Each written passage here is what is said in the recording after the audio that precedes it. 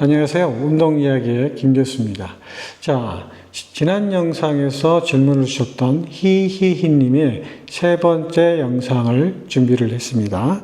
현재 웨이트를 주 6일 해주고 있는데 주변 친구들이 필라테스가 그렇게 남자들한테 좋다는 얘기를 들어서 주 4일 웨이트를 하고 주 2일은 필라테스를 해볼까 생각도 드는데 필라테스가 보니까 유연성, 근력, 코어 운동 이렇게 세 가지가 주 목적으로 한다고 하더군요. 그런데 생각해 보니까 유연성을 빼고는 근력이나 코어는 웨이트 할 때도 충분히 되는 것 같은데 필라테스를 배우는 게 좋을까요?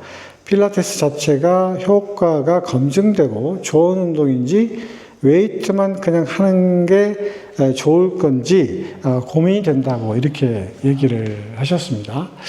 자, 굉장히 좋은 질문을 주셨습니다. 우리가 보통 운동을 한 가지 하게 되면 또 다른 것을 병행하기 위해서 하는 것이 굉장히 어렵잖아요. 그래서 되게 한 가지 운동으로 모든 걸 해결하려고 하는 건데 지금 질문하셨던 것은 필라테스가 여러 가지 좋은 점도 있지만 웨이트 운동을 통해서 모든 것을 좀 해결해 보면 좋지 않을까 이런 질문이거든요. 자, 그런데 웨이트 운동과 그 다음에 필라테스 운동 뭐 이렇게 이제 구분을 지을 수가 있겠죠. 그런데 이제 웨이트 운동은 이제 본인이 직접 이제 하고 계신다고 하는 거니까 좀 궁금한 것은 이제 필라테스가 과연 코어나 유연성이나 이런 근력을 필라테스가 그런 여러 가지 코어나 유연성이나 이런 게 좋다고 하는데 과연 정말 좋은지 그래서 따로 해야 되는지 이게 이제 궁금하다는 거잖아요. 필라테스는 여러분 잘 알다시피 이게 이제 독일의 요제프 필라테스라는 분이 이제 처음 주장을 해서 만들어진 그런 요법이에요. 하지만 원래는 교도소에 수감된 수감자들을 재활 치료를 하기 위해서 만들어진 목적이 바로 이제 필라테스인데 이제 이 이름을 쓰신 분이 이제 요제프 필라테스라는 분이 처음 창시를 했고 컨트롤로지라고 처음에 이름을 지었어요. 컨트롤로지라고 이름을 지었는데 이제 그 뒤에 이 요제프 필라테스라는 분이 돌아가신 다음에 컨트롤로지 협회에서 다시 이제 회의를 해가지고 이것을 다시 필라테스다. 이렇게 이제 이름을 바꾼 거죠.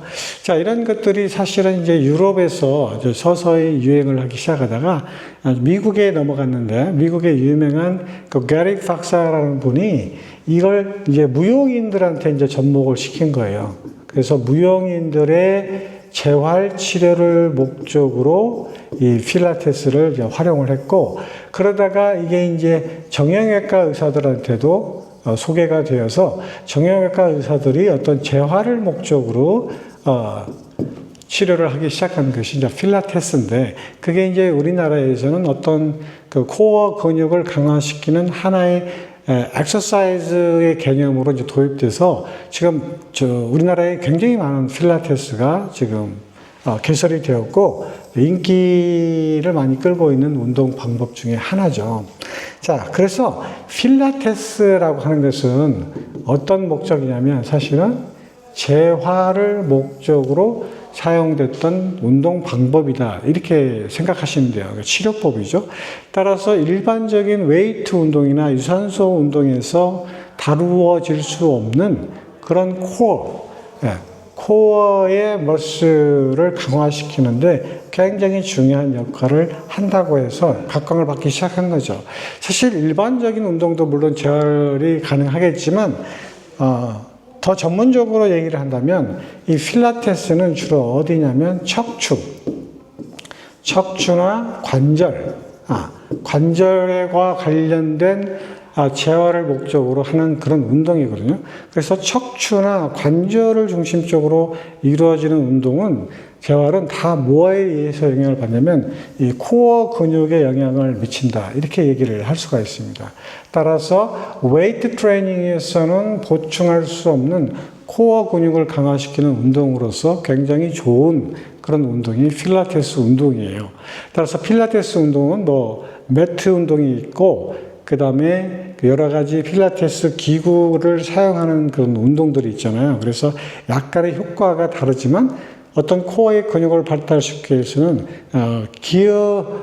기구를 사용한 그 필라테스 운동을 좀 추천드리기도 하는데, 대부분 이 필라테스의 강사분들이 자격만 취득을 해서 주로 운영을 많이 하기 때문에 상당히 전문적인 지식은 좀 결여된 그런 부분들이 있습니다. 따라서 운동 강도를 어떻게 설정하느냐에 따라서 좋은 효과도 볼 수가 있고, 또 경우에는 코어를 근육을 단련시키기 위해서 하다가 결국 부상을 당하는 그런 그 사례도 많이 있거든요. 그래서 전문적으로 잘 행하는 그런 강사가 운영하는 필라테스 센터를 찾아서 아마 코어 근육을 강화시키는데 굉장히 도움이 될 것 같습니다.